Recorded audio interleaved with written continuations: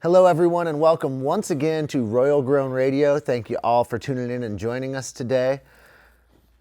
We're really happy to be here with a true old schooler, been up here in Humboldt and throughout California cultivating cannabis, doing breeding, exploring the entire cannabis culture since pre-215 through 215 and into the modern day.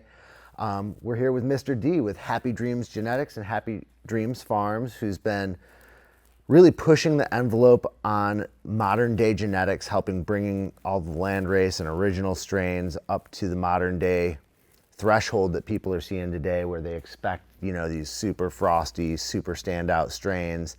And really interested to dig into the history, the many lives, the many pasts of Mr. D, and kind of get a little feel for what inspires him to bring that energy to cannabis.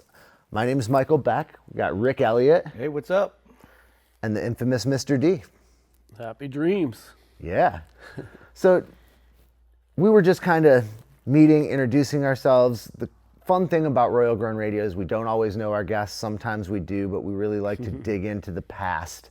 We don't know each other. We've talked on the phone a little bit to kind of get a little bit of a primer to come in together.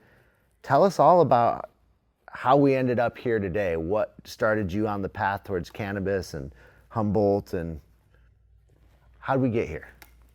Oh wow, that's a pretty big one there. But for me, I could say it's kind of like the water. I was raised in Southern California, but it was around pools, and as the water dried up in the drought a long time ago, the pools were empty, and we skateboarded in them.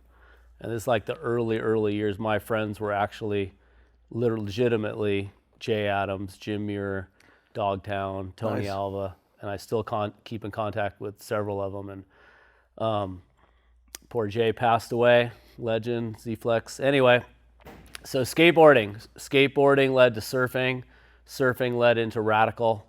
Radical was, we were doing radical things when all the kind of jocks in school were getting drunk.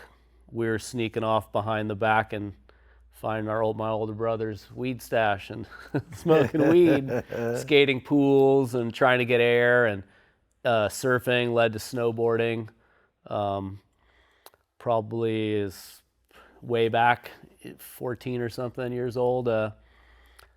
Some of those seeds I had, we put into the hills, and planted them. And like we were talking about with some friend earlier, those were funny plants, barely got buds, dried them in the oven.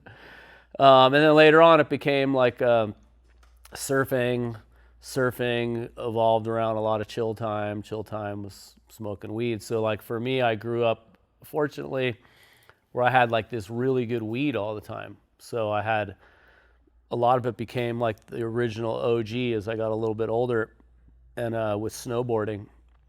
And I was friends with the guys that had the original OG in San Fernando Valley. And our friend Teddy, as an example, he used to make these cookies, and everyone say, "Oh, you got Teddy's cookies. Like, don't even take more than a quarter. Don't even take a quarter." This is long before the days of pre-measured dosing. Yeah, pre-measured doses. So then, anyway, I had skipped through some other things. I was a surfboard. I made skateboards. So I made surfboards. The weed brought out a lot of creative things, and I through different medicines, taken no pharmaceutical medicines, over 30 years now. But through natural medicines and stuff, I started to see things quite a bit different. And I had a brand called IG. IG was more like, dude, I'm inhaling ganja. I don't know what you guys are doing, but like this weed I'm smoking is making me super creative. And I'm gonna start a skateboard company, and I'm gonna have a surfboard company. I'm gonna make hollow surfboards. I'm gonna make surfboards out of plants.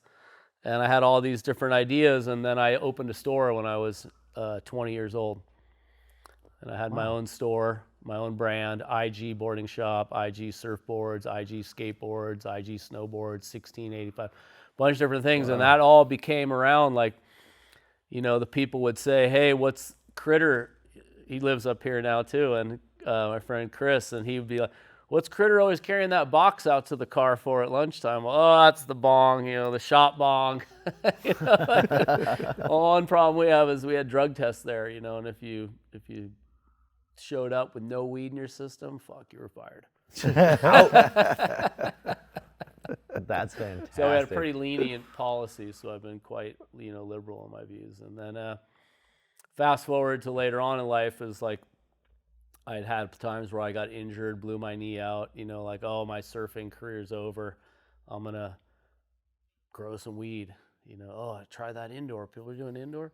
Like, try that indoor. And then it was like, oh, yeah, wow, I'm pretty good at that. And then I was like, when one point in time I told my life, I was like, I'm going to move north and I'm just going to find a place and I want to live in the trees. I want to live with nature and I don't want to have generators. I did live in a property with generators for a year, maybe 2 seasons. But right after that, I was like, I got to get a property with really good environmental thoughts, lock the gate, live in the trees, have my own spring. It wasn't until later with compliance that I put the well in because I had so much water. I didn't know what to do with it all. And now they're telling me I have to put a well in. Mm-hmm. But I live in the trees and lock the gate and have a great life and not, deal with the whole society of the internet and the computer and the emails. So it's kind of ironic. It's come all the way around now with legality and compliance. So the first property I got was basically with under the 215 where I read the law and it said you couldn't cultivate unless you were a dispensary cultivating yourself. So I had a friends with some of the dispensary. So we actually went in escrow together, purchased the property, and then so it was basically their property and my property, and then I was the guy that would provide the cannabis for their thing, and I basically never got paid my whole time. Grew a whole bunch of years, never got paid. That was so common. We all back just then. worked. We just grew it because we were growing. It was like growing. And it's because 215 was pretty much like a donation. You were growing for the patients. We had a lot of patients. And I started just putting in greenhouses and greenhouses. I was really into the greenhouses. I wanted to have sun grown, but with the controls of the environment in the off seasons. Sure. Put a little heat in the spring, put a little dehums in the fall. Protect against those September rains. Right. So I did some full term, runs, but mostly was into the greenhouse thing. And then as it went into like compliancy and all that, I was always breeding seeds and doing the different, upgrades to try to make everything. I didn't have a single twisty tire, zip tire, piece of plastic on my entire property, probably 40 acres of pristine redwoods and trees. And, the county kind of liked it in the beginning. And then after going along for a while, paying all the fees, they were like, no, we don't like that. The road's not good enough. Yeah. So that was a tough one on that one. And then I got into growing in the farmlands, more in the flat, like Holmes Flat. And I learned about dry farming, and I was doing kind of a modified dry farming for a while. Yeah, that's a fascinating area. I went down there a few years ago, probably meeting some of your neighbors, I would imagine. And I learned a little bit about, the magic of that area and how the Eel River kind of swiggles through those mountainsides and creates this amazing farming possibility that I really wasn't very familiar with. Since then, I've later learned that there's some vineyards doing that down south. I think Paso Robles area, there's a few. The whole technique just fascinated the hell out of me. I really couldn't believe it. It looked so amazing and it was so thriving. Not just cannabis, they had food everywhere and herbs and butterflies and bees, and the whole place was just, it was just as magical as it could get. So I've always been fascinated to go down there and kind of learn more about how the plants can sustain themselves over the course of their cycle, with that concept. So. Yeah, it's amazing. Yeah, dry farming.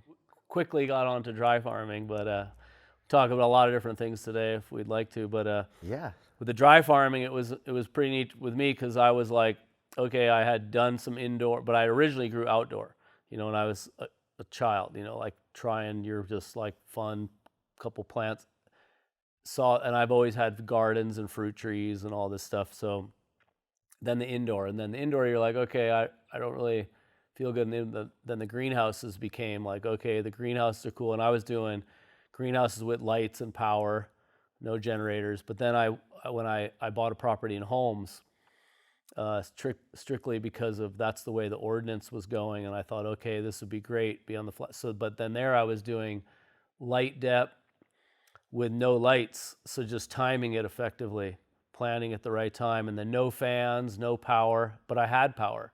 So I was trying to do it more sustainable, and I planted in the ground. But at the time, I didn't know anything about dry farming. And I actually bought the property there not even knowing about dry farming. And Wow. it was Sunshine Johnson who, told me, yeah, we're doing this dry farming thing. And so you should try it. And I was like, try it? Like, really? You're not going to water?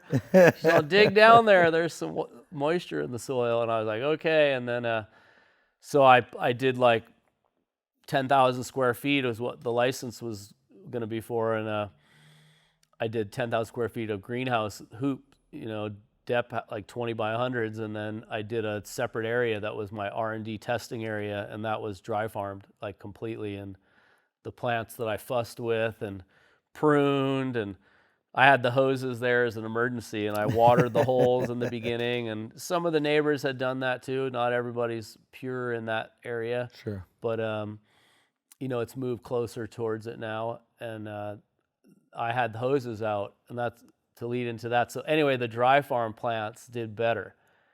They got better buds. They got bigger. They were more dense, even more dense. And the plants I had watered and foliar sprayed and fussed with and stuff, picked leaves and stuff and pruned them. Those didn't get as good. It was like amazing. So then we're just like, what the hell? So then I transitioned into more getting closer. I did a backfield. I moved triple R there, and I grew like a bigger area. And I had it like, okay, we'll kind of try that. And then what came full circle was the person I gave my first like seeds out to was out in Shively, Organic Medicinals, and they were more the purists. They had an organic food farm. They still do, New Moon Organics. So they farm all kinds of fruits and vegetables and squashes and figs and nuts, and they do rotation of crops. And then they were growing a smaller plot of cannabis versus I had a smaller property with a big plot of cannabis. And I was really intrigued by how they could just leave the plants natural. And their technique, though, was true dry farming. It's a whole story we could go into itself. But so when I went back over to Holmes, every day I was like, man, even my hill spot, I got to get rid of this hill spot. The county's probably right. Like, we should just get out of the hills. We should be down on the fields, in the flats. We should be in the perfect place. And then even my home place, it doesn't really work for me because it's a pretty good place, but it's like this place in Shively is like the best place. And I pretty much decided I'll sell all my stuff. Just sell. I'm over it. The prices were going down. It was getting too complicated.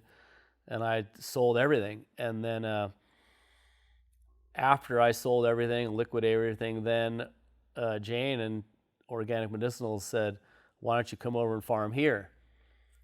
And I was like, well, what do you mean? Well, you could get a license and you could lease a place. And so I started kind of just helping out and had a bunch of past due invoices to try to collect from the first years of track and trace. I was 100% in on the track and trace and everything. And it was like 25 hours a week, and no one was paying. Nobody was paying. Like, all the distributors were basically the middlemen.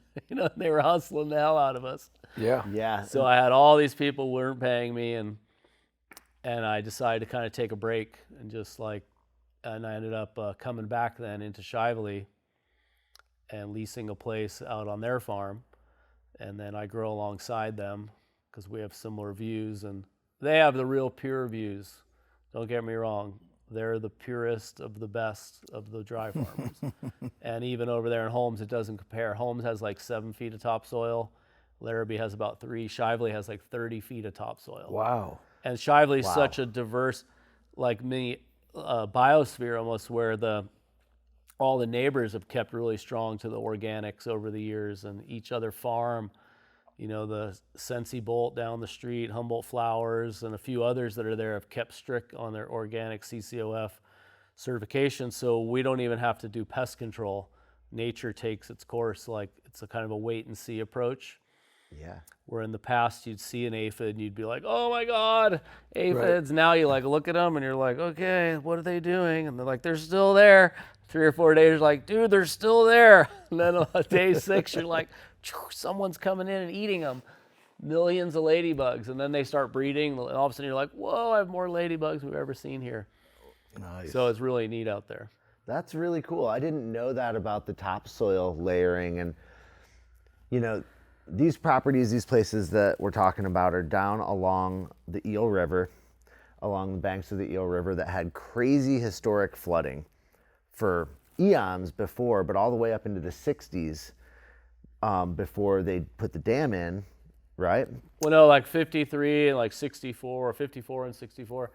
64 was the big one. It's no dam. It's what happens is the Eel River, it goes out through Ferndale and a series of big wide bridges, and then it goes out into the alluvial fan out in the ocean out there. And there was a really big tides, king tides, a really big swell, so the surge of the swell, and then the moon cycle was a full moon. So as the storm hit real big and the water hit, you know, something like 70 inches of rain over like a week or something, and the water had nowhere to go because the tide, so it just filled up. And then in that Eel River Valley, and that's really the appellate, as you know, you could have them dry farmed organic medicinals come back on and talk about the forming an appellate there, and that's the appellate of the Eel River Valley, basically from like High Rock, just north of like the Honeydew exit, Founders Grove, in through up to like Stafford. So it would include like Larrabee, Holmes, Shively, Pepperwood, and Stafford. That's kind of the floodplain area. And the river backed up there and then deposited all the forest matter.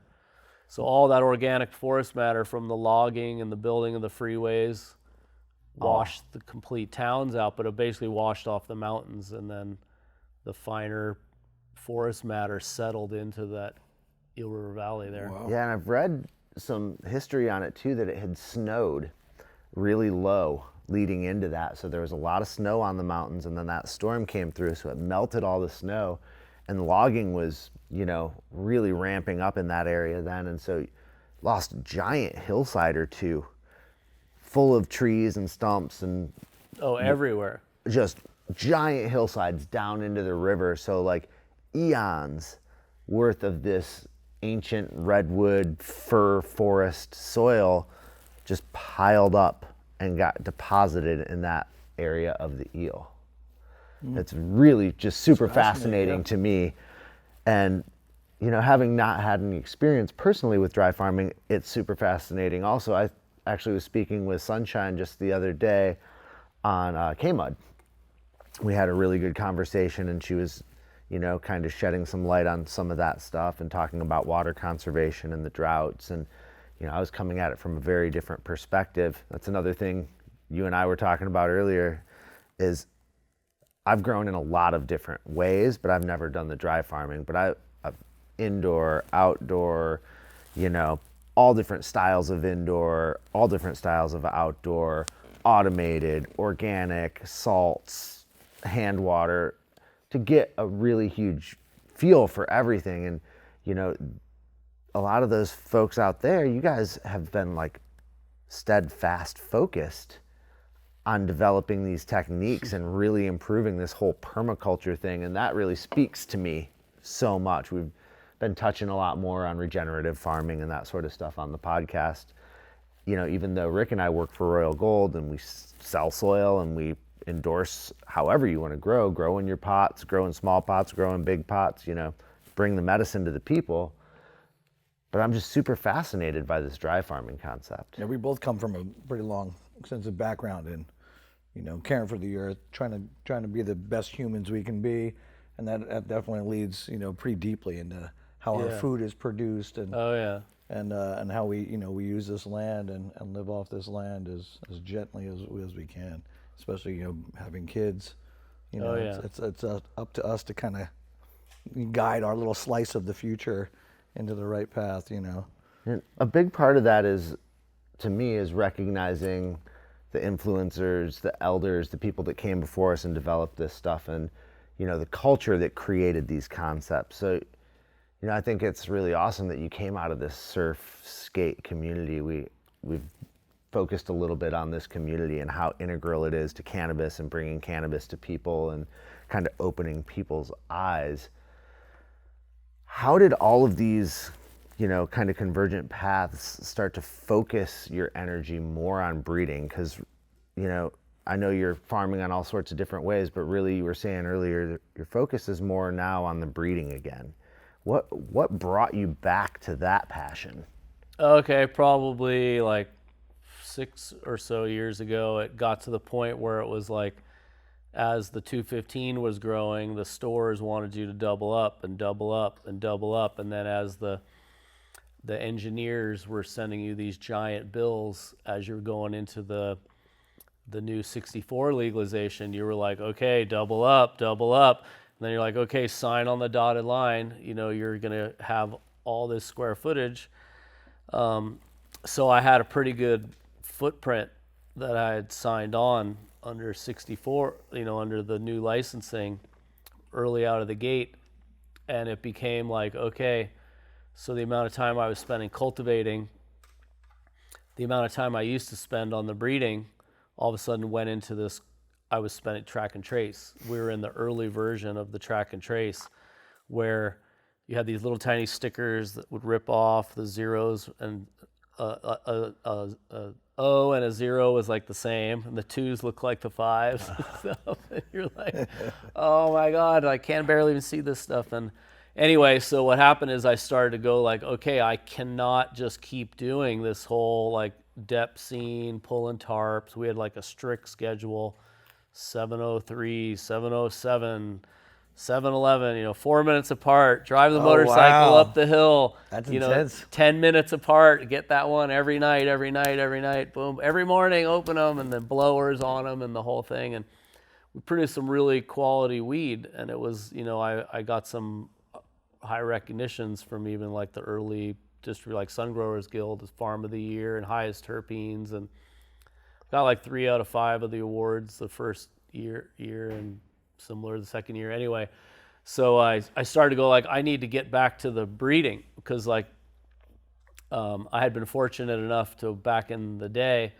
have the connection on the original OGs, which then I was able to have those get up here into Humboldt, and then those became like the SFV and TK OG basically got bred together and became like the Humboldt OG, and then the Larry OG kind of popped out of that same time. And then, so when I started having some friends come up, that had distribution outlets, San Francisco area, they had my good friend was, lived a couple houses away from Mario Guzman. So Mario is Mr. Sherbinsky, so Sherbinsky was like, hey, I got these cuts, I'll get you the original cookies. I have this Sunset Sherbet, and then I got this new one. We're calling it Gelato. He's like, which one do you think you got? And Gelato 41 or whatever was the one I had. And I was like the 6th farm or something to that matter, that Sherbinsky, and we were going to be called like the Sherbet Tribe and have this medallions and all this funny stuff that his manager was doing. He's a good guy, Jay Lofty, back in the day. And so anyway, fast forward is I basically had an agreement that I wouldn't breed with any of those or do anything, but I had these really good OG seeds, which eventually I crossed into the gelatos and the sherbets and the cookies, and then also was like accumulating other gear from people that I knew or had. And so when Track and Trace came about, I had about 100 and like 19 or 117 strains on the track and trace list. They're Nice. just like, what the? And I was literally tracking every one, and I didn't fake it at all. I had like, yeah, I've got this one. So I started pheno hunting like major amounts. I would be like, okay, well, I'm putting 500 plants in a 20 by 100 or even more sometimes. And I'd be like, okay, so that's all different seeds. That's going to be 500 of that cross, 500 of that cross. So I was doing like 500 to 600. I started doing a couple like 1,000 plant hunts, and then people were like, what are you doing? And I said, dude, I'm honestly tired of like having to grow the weed, harvest the weed, and then just have it go into a bag and put a sticker on it so it can go into some metric system. I'd rather just work on the genetics, work on the strains, work on what really people are looking at, because no one was looking at terpenes so much. And I was seeing this correlation between like certain terpenes, if they hit like 0.4, certain ones that hit 0.2, it'd be half of that, 2 to 1. Some of them were 4 to 1. So like CBD, THC, I was seeing correlations between, myrcene, humulene, different ones, linalool, and sometimes my pronunciation is different than certain people on some of them.